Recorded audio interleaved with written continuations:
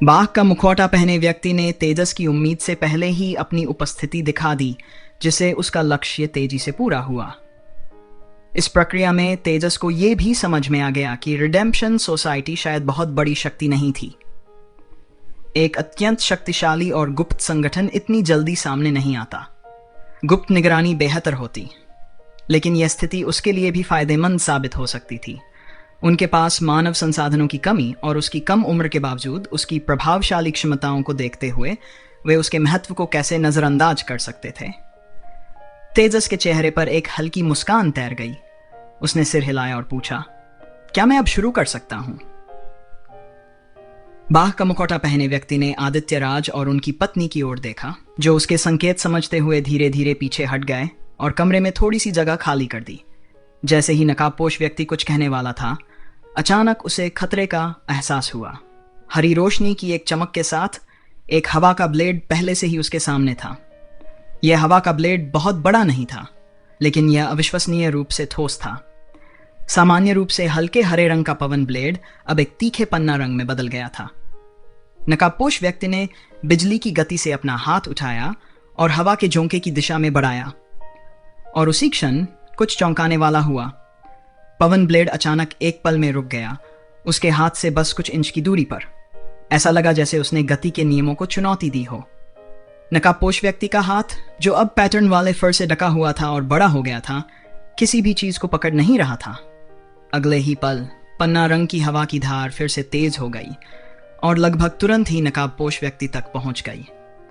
इस दूरी पर नकाबपोश व्यक्ति के पास बचने का कोई रास्ता नहीं था। गुर, उसकी गहरी गड़गड़ाहट गूंज उठी। हवा के झोंके की धीमी गर्जना ने उसके सामने हवा के ब्लेड को जोर से तोड़ दिया, लेकिन उसी गर्जना के साथ उसका मुखौटा भी टूट गया, जिससे उसका चेहरा उजागर हो गया। इस प्रारंभिक मुकाबले में नकाबपोश व्यक्ति को थोड़ा नुकसान हुआ। बगल से देखते हुए आदित्य राज ने स्पष्ट रूप से देखा कि तेजस ने केवल एक नहीं बल्कि दो हवा के ब्लेड छोड़े थे।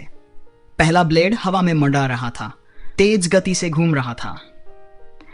तेजस ने आदित्य राज के साथ इस तकनीक का अभ्यास किया था, लेकिन आदित्य ने स्वीकार किया कि वह इसे तेजस की तरह आसानी से नियंत्रित नहीं कर सकता था, जो हवा के ब्लेड को रोक सकता था और ठीक उसी जगह मुंडरा सकता था जहां वह चाहता था।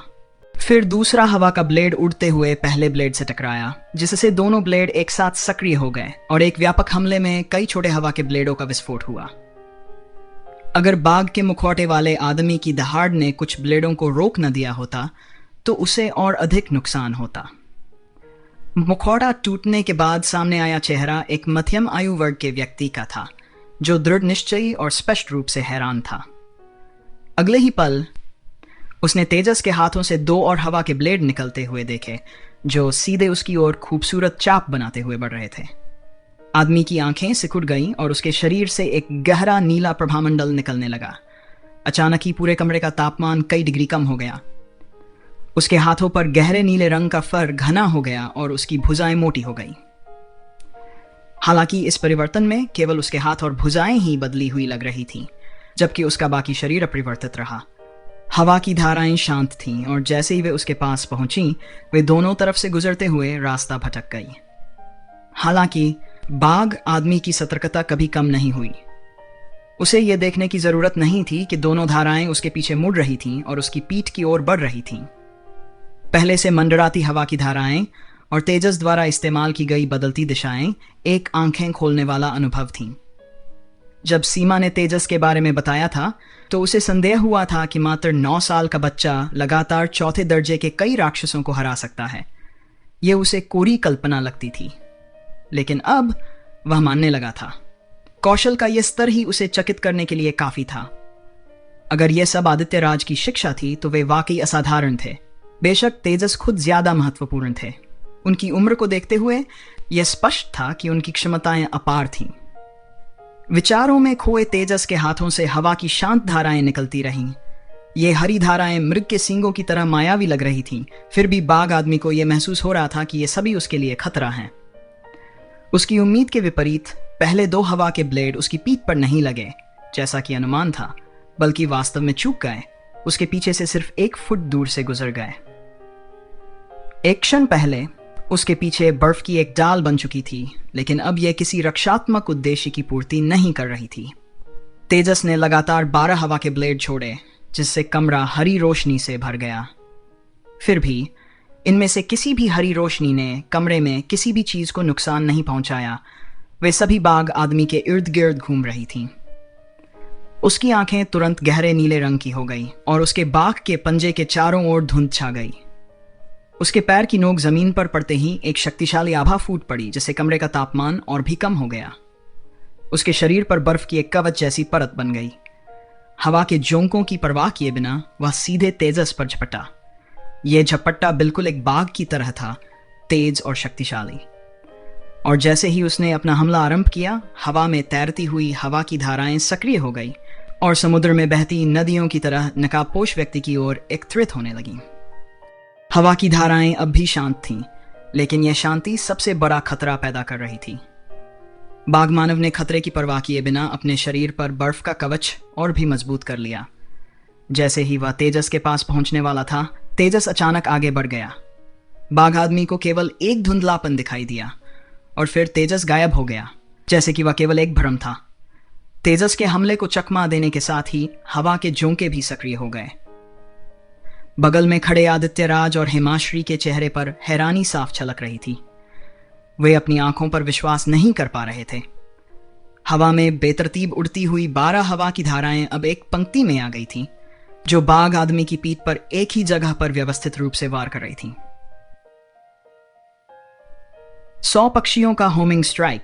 यह तकनीक 100 पक्षियों के उड़ने के समान थी, जो जंगल में प्रवेश करते ही एकत्रित हो जाते थे। तेजस की मानसिक शक्ति से वह अभी तक 100 पवन ब्लेडों को नियंत्रित नहीं कर सकता था, लेकिन केवल 12 को प्रबंधित करना काफी हद तक संभव था। मजबूत रक्षा के खिलाफ हमला एक ही बिंदु पर केंद्रित किया गया। भले ही तेजस के पवन ब्लेड सामान्य से कहीं अधिक संपीड़ित ऊर्जा से बने थे, साधारण ब्लेड भी असहनीय हो जाते अगर लगातार 12 बार एक ही स्थान पर होते।